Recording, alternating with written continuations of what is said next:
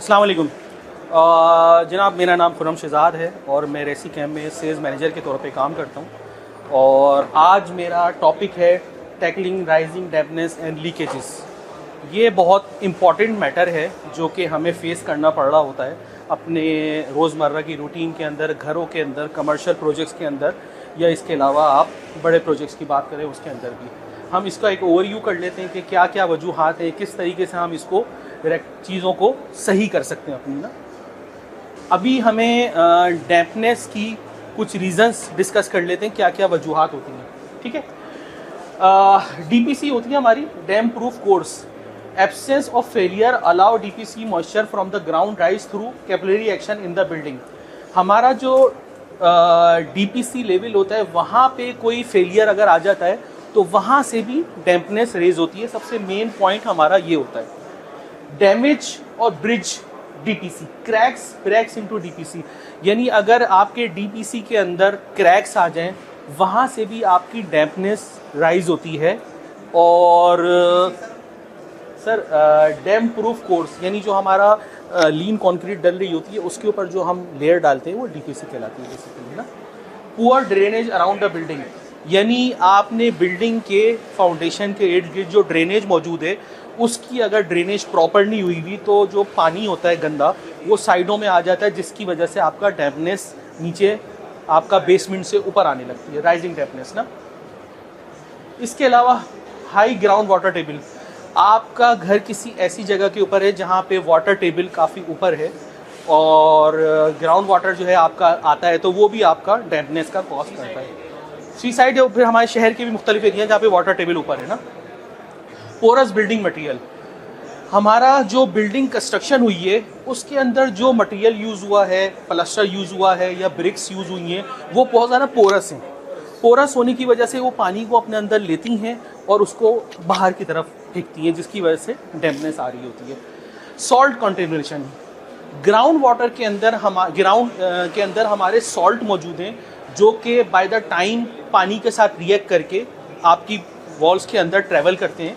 तो ये भी बेसिकली आपके जो है एक मेन कॉज होता है सॉल्ट का, आपके फाउंडेशन के अंदर जो सॉल्ट होते हैं। ओल्ड और poorly maintain structure, older building with outdated और worn output water proofing system are susceptible to rising dampness, यानी बेसिकली आपने वाटर प्रूफिंग का सिस्टम जो लगाया हुआ है कोई बहुत पुराना सा था या आउटडेटेड था जो आपने यूज़ करा हुआ था, वो फेल हो गया और फिर डैम्पनेस आपके पास आ रही है। लीकेजेस, हमने अभी डैम्पनेस का हमने जिक्र करा कि किस वजह से आ रही होती है, लीकेजेस के क्या रीजंस होते हैं वो मैं आपको बताता हूँ।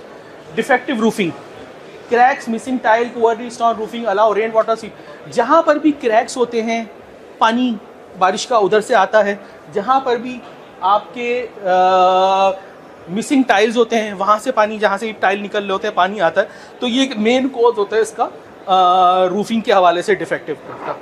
क्लॉगिंग और ब्रोकन गटर्स एंड डाउनपोर्ट, ये तो मेन चीज़ है कि जी अगर आपके ड्रेनेज के अंदर कोई गटर्स वगैरह कोई पुअरली बने हुए हैं, उधर से क्रैक आ गया और उसके अंदर से पानी लीकेज करके आपका ट्रांसफ़र हो रहा है, किसी भी जगह आ सकता है, वॉल के पर आ सकता है, आपकी अंडरग्राउंड टैंक की साइड में आ सकता है, जो अक्सर इश्यूज़ आ रहे होते हैं ना।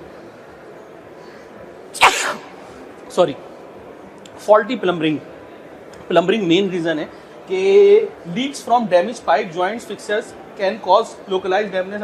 ये मेन जो पॉइंट है इसके अंदर यही है कि कहीं पर भी आपके प्लम्बिंग मटेरियल ऑब्वियसली क्वालिटीज़ होती हैं उसके अंदर, आपको लोगों को आइडिया होगा, कोई फॉल्टी आपका प्लम्बिंग मटेरियल यूज़ हुआ है, वहीं से जॉइंट से लीक हो गया, कोई पाइप डैमेज हो गया, ऑब्वियसली ये एक हर चीज़ की लाइफ होती है। तो जितना इकोनॉमिकल क्वालिटी का आपका प्लम्बिंग सिस्टम होगा उतनी जल्दी ख़राब होगा।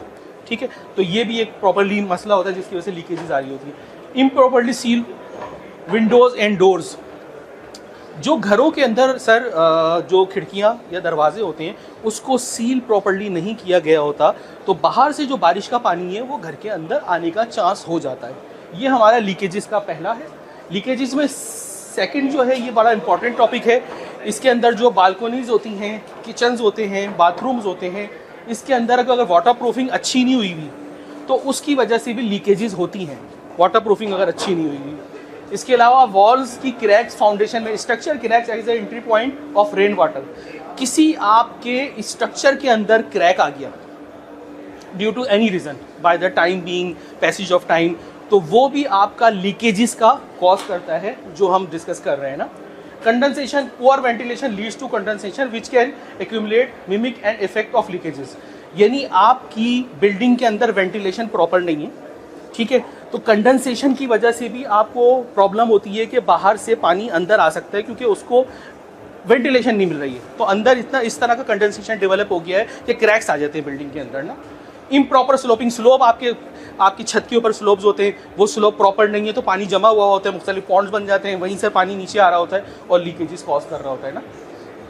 डैमेज सीलेंट और ग्राउट, आपने किसी भी चीज़ के अंदर, वॉशरूम के टाइल के अंदर, बेसन के अंदर, जो भी आपने ग्राउटिंग यूज़ करी है सील करने के लिए, वो आपकी डैमेज हो जाती है, तो वो भी कॉज करती है पानी लीकेजेस की। Water tank, overhead tank, storage tank, उनके अंदर कोई कोटिंग का फेलियर हो गया, कोई आपका प्लास्टर का फेलियर हो गया, कोई और इश्यूज आ गए, तो वो भी लीकेजेस के कॉज करते हैं आपके ना। बर्स्ट पाइप, ऑब्वियसली पाइप्स वगैरह जो मैंने अभी थोड़ी देर पहले भी डिस्कस करे थे कि क्वालिटी वाइज कोई इश्यूज आ जाते हैं, पाइप्स डैमेज हो जाते हैं, तो वो आपका लीकेजेस कॉज कर रहे होते हैं। फिर आपको सर्च करना पड़ता है कौन सा पाइप डैमेज हुआ है। ये बड़ा मतलब समझिए हैवी चैलेंज होता है कि आपने वॉशरूम के अंदर ये चेक करना है कि लीकेज कहाँ पे आ रही है। अगर टाइल की नहीं है, किसी पाइप की है, तो पूरा वो आपको उसका पैसेज देखना पड़ता है कहाँ से इशू आ रहा है। अच्छा, रेसिकेम क्या ऑफर कर सकते हैं आपको प्रोडक्ट्स ना। A comprehensive range of water proofing and other material suitable for foundation to finishing, यानी आपका नीचे की बेसमेंट से लेके छत तक के हमारे पास तमाम ऑप्शन मौजूद हैं वाटर प्रूफिंग के। डिफरेंट सिस्टम है हमारे पास, बेसमेंट का अलग है, अंडरग्राउंड टैंक का अलग है, स्विमिंग पूल का अलग है, बाथरूम का अलग है, रूफ और बालकोनीज का अलग सिस्टम है। राइजिंग डैम्पनेस हमारे पास जो होती है, उसके हमारे पास दो मेथड है। एक हम सीमेंट कंपैटिबल के ज़रिए उसको ट्रीट कर सकते हैं, दूसरा एपॉक्सी बेस्ड मटेरियल के ज़रिए उसको ट्रीट कर सकते हैं। ओवरहेड टैंक की लीकेज किस तरीके से डील कर सकते हैं, ट्रीटमेंट ऑफ लीकेज बेसमेंट के अंदर लीकेज आ सकता है, तो उसको किस तरीके से डील कर सकते हैं, और छतों के अंदर जो लीकेज आती है उसको हम किस तरीके से चेक कर सकते हैं। पहले हम चेक कर लेते हैं कि हमें हेडलाइन क्रैक्स आ रहे हैं न्यू कंस्ट्रक्शन के अंदर, जो आपको बाद में प्रॉब्लम करेंगे, उसको किस तरीके से हम लोग टैकल करते हैं। प्लास्टर वॉल है आपकी, उसमें क्रैक आ गया, आपने उसको ओपनिंग करना है, उसको खोलना है, किसी भी चीज़ से छेनिया थोड़ी से खोल सकते हैं, किसी ग्राइंडर के जरिए खोल सकते हैं। और हमारी प्रोडक्ट है रेसिकेम की क्रैक हिल 920, इसको आप पानी में मिक्स करके पेस्ट की तरह बनाएं और फिनिश करके उसको आप रेडी कर दें, आपका क्रैक फिल हो जाएगा।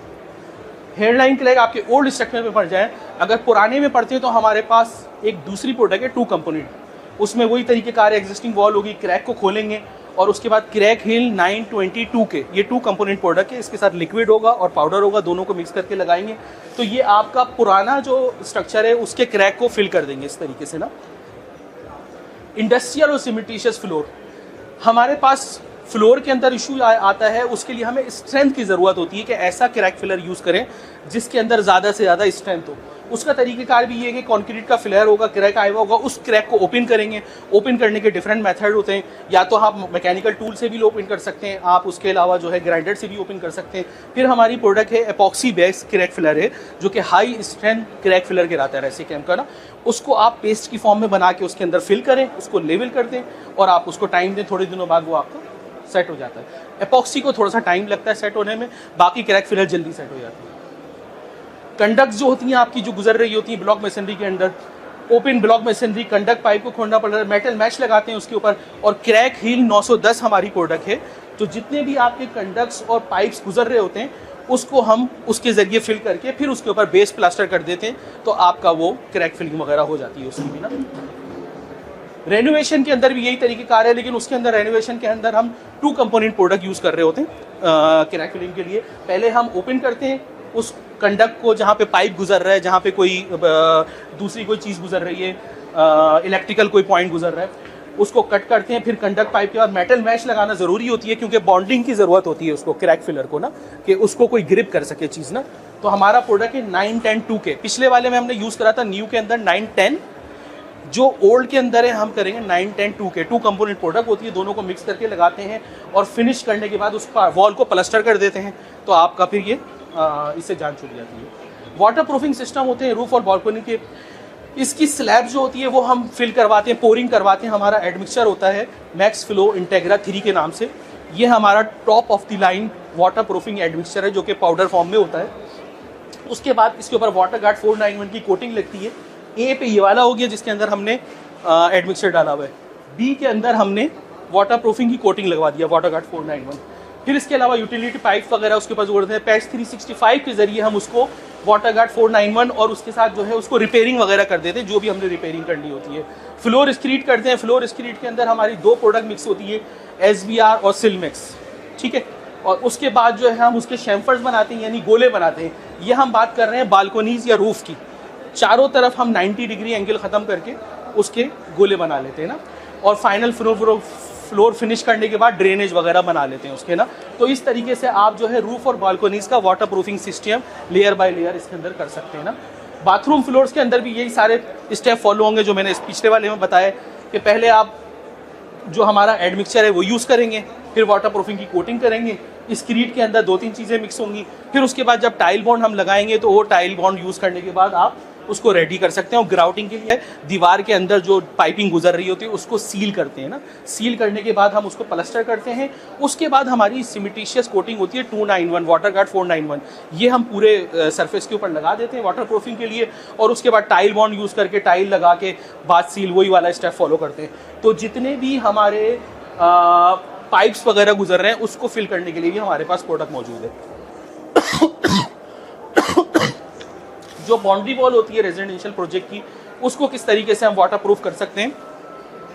बेसिकली उसके अंदर स्टील रीइंफोर्समेंट लगाना ज़रूरी होता है, क्योंकि स्टील रीइंफोर्समेंट के ज़रिए आपका बाकी का स्टेप्स फॉलो होते हैं। और जैसे प्लिंथ के अंदर वाटर गार्ड क्रिस्टा एडमिक्स 103 के नाम से हम जो है अपना एडमिक्सर यूज़ करते हैं। ब्लॉक मेसनरी मोटार हमारा होता है 5850 सिलमिक्स, वो यूज़ करते हैं। फिर प्लास्टर करने के लिए हम SBR 5850 सिलमिक्स प्रोडक्ट मिक्स करते हैं अपनी ना।